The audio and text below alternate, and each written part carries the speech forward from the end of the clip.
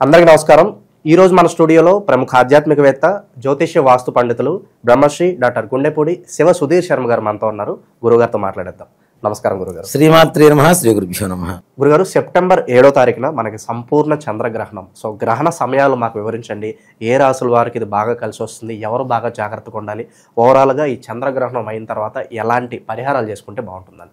తప్పనిసరిగా నాన్న, భాద్రపద శుద్ధ పౌర్ణమి సెప్టెంబర్ 7వ తారీఖు ఆదివారం చంద్రగ్రహణం. చంద్రగ్రహణం ఎప్పుడు కూడా రాత్రిపూటే మనకి సంభవిస్తూ ఉంటుంది.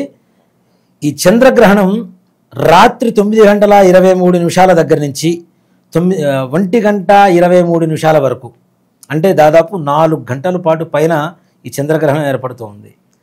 రాహుగ్రస్త సోమోపరాగ సమయం, అంటే రాహువు సర్పాకారంలో చంద్రుని గ్రహించేటువంటి సమయం. ఈ సమయాల్లో ఏం చేస్తే బాగుంటుంది, ఎలా చేస్తే బాగుంటుంది అనేటువంటి విషయానికి వస్తే, దేవతలు శక్తిహీనులు అవుతుంటారు. ఇప్పుడు ప్రత్యక్ష దేవాలు సూర్యుడు, చంద్రుడు, వీళ్ళే కనపడకుండా వెళ్ళిపోయేటువంటి సమయానికి దేవతలంతా కూడాను శక్తిహీనులు అవుతూ ఉంటారు.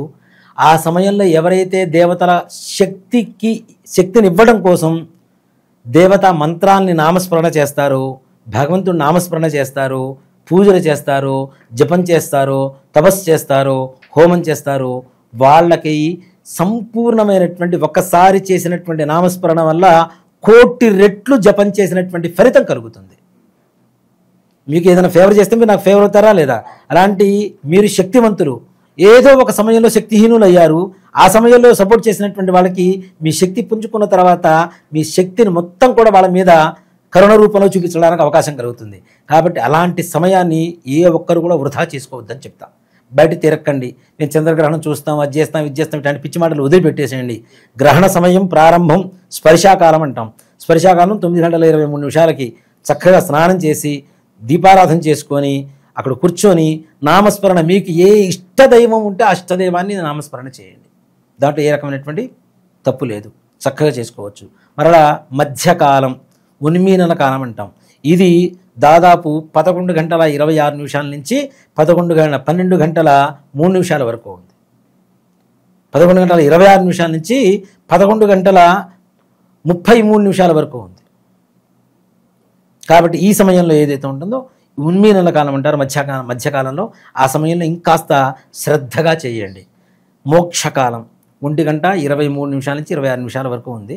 ఈ సమయంలో స్నానం చేసి మరలా శుభ్రంగా పడుకోండి. చక్కగా తెల్లవారిన తర్వాత ఇల్లంతా శుభ్రం చేసుకొని మరలా దేవతా గదిని, పూజా స్థలాన్ని శుభ్రం చేసుకొని పూజలు చేసుకోవడం అనేటువంటిది, వంట చేసుకోవడం అనేటువంటిది చేయవలసినటువంటి విధానం. మరి భోజనం చేసేటువంటి సమయాలు ఏంటి అంటే, సాయంత్రం 4 గంటల లోపల ఏదైనా తినవచ్చు.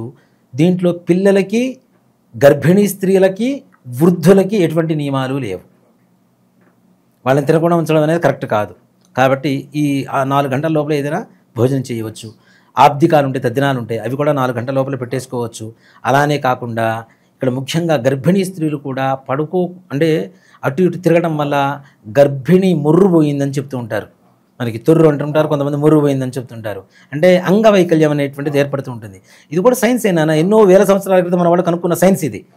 గ్రహణ సమయంలో ఆ కిరణాలు ఏవైతే ఉంటాయో అవి ఈక్వల్ టు పాయిజన్.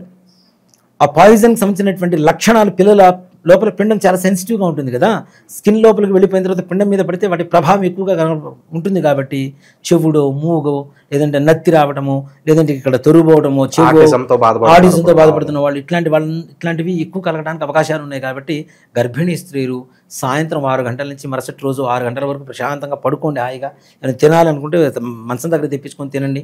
అంతేగాని వాళ్ళు మాత్రం కదలడం అనేటువంటిది చేయకూడదు. అలాగే మన ఇంట్లో నిల్వ ఉండేటువంటి పదార్థాలు ఉంటాయి. దర్భ తెచ్చుకోండి. పూజా స్టోర్స్లో దొరుకుతుంది, లేదా గుళ్ళలో ఏ పూజ అని అడిగినా ఇస్తారు. దర్భ తెచ్చుకొని దర్భను కూడా పెరుగు, పాలు, పచ్చళ్ళు, నిల్వ ఉండేటువంటి పచ్చళ్ళు ఇట్లాంటివి ఉంటాయి కదా, వాటిలో దర్భ పుల్లలు వేయాలి.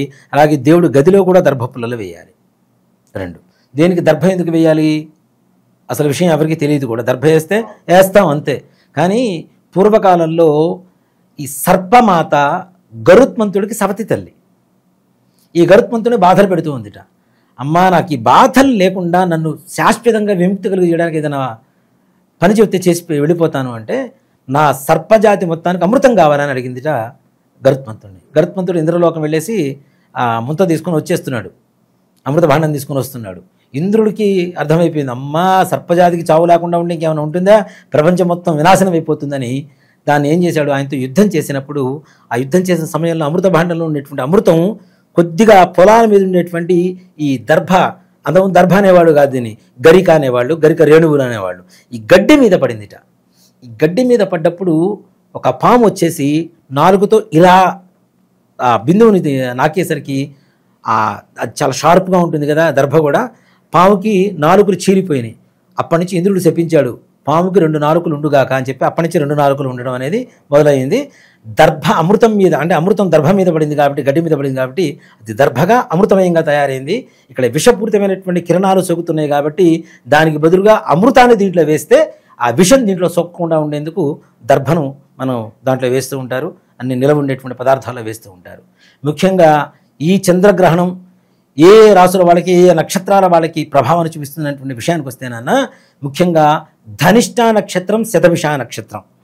ఇక్కడ చాలామంది కూడాను ఏ నక్షత్రాలు పట్టాయో ఆ నక్షత్రాల వాళ్ళకి మాత్రమే ఎక్కువగా ఆ గ్రహణ ప్రభావం ఉందని చెప్తారు. కానీ నేను ఇంకాస్త డీప్గా వెళ్ళి రీసెర్చ్ చేస్తే నాకు తెలిసిన విషయం ఏంటంటే నక్షత్రాలే కాదు రాసుల వాళ్ళకు కూడా ప్రభావం ఉంటుంది తప్పనిసరిగా. అది ఎలా? ఇప్పుడు పడుతోంది చంద్రగ్రహణం, చంద్రుడు వీక్ అవుతున్నాడు. చంద్రుడికి సంబంధించినటువంటి 3 నక్షత్రాలు ఉంటాయి, రోహిణి, హస్త, శ్రవణం. పడుతోంది ఎవరు? రాహుగ్రహం. రాహుగ్రహానికి సంబంధించినటువంటి 3 నక్షత్రాలు ఉంటాయి. ఏంటి? ఆరుద్ర, స్వాతి, శతభిషం. అలాగే ఇక్కడ పడుతున్నటువంటి సమయంలో ఇంకో నక్షత్రం ఉంది, ధనిష్ట నక్షత్రం. ధనిష్ట నక్షత్రానికి 3 నక్షత్రాలు ఉంటాయి, మృగశిర, చిత్త, ధనిష్ట, కుజ నక్షత్రాలు. అలాగే పడుతోంది కుంభరాశిలో. కుంభరాశిలో ఉండేటువంటి తర్వాత, అంటే శతభిష నక్షత్రం తర్వాత ధనిష్ట నక్షత్రం ముందు వచ్చేటువంటి నక్షత్రాలు కూడా ఈ ప్రభావాలు ఉంటాయి. అవునా? ఉత్తర శ్రవణం, ఇందాక శ్రవణం చెప్పుకున్నాం, శ్రవణానికి ఉంటుంది, ధనిష్టకు ఉంటుంది. ఇట్లానే శతభిష అనుకున్న తర్వాత పూర్వాభాద్రకు కూడా ఉంటుంది తప్పనిసరిగా.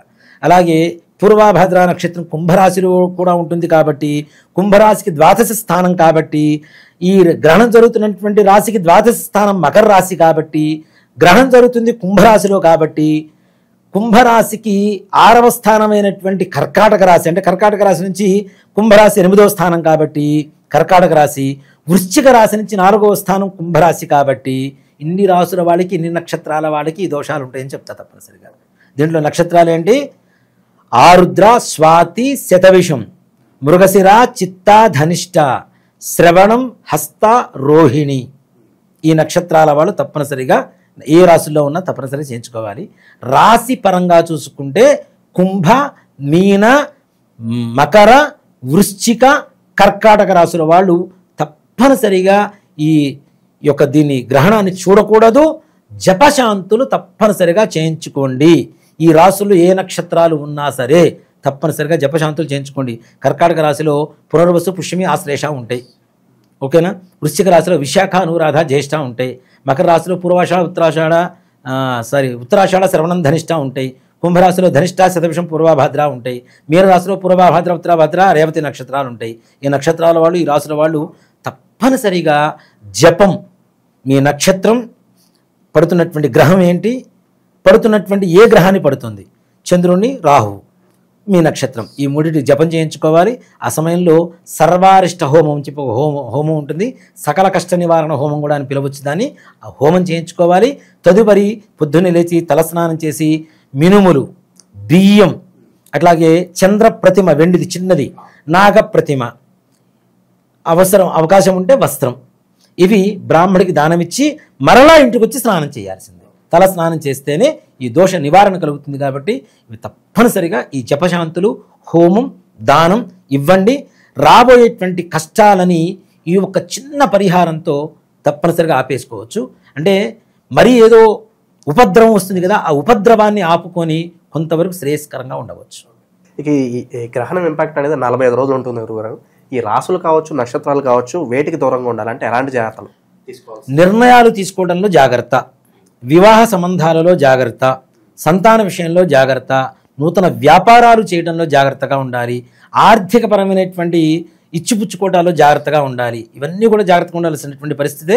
ఇంట్లో వైవాహిక జీవిత పరంగా కూడా జాగ్రత్తగా ఉండకపోతే దెబ్బ తినవలసిందే గ్యారంటీ. కాబట్టి తప్పనిసరిగా ఈ రాసుల వాళ్ళు చేయించండి. దాని ఫలితం అనంతంటే ఆకలి తీరుతుంది కదా, చేయిస్తే దాని ఫలితం తప్పనిసరిగా దక్కుతుంది. సో చంద్రగ్రహణం గురించి ఓవరాల్గా మాకు ఎన్నో విశేషాలు తెలియజేశారు గురుగారు. ధన్యవాదాలు. శ్రీమాత్రే నమః. శ్రీ గురుభ్యో నమః. జై హింద్.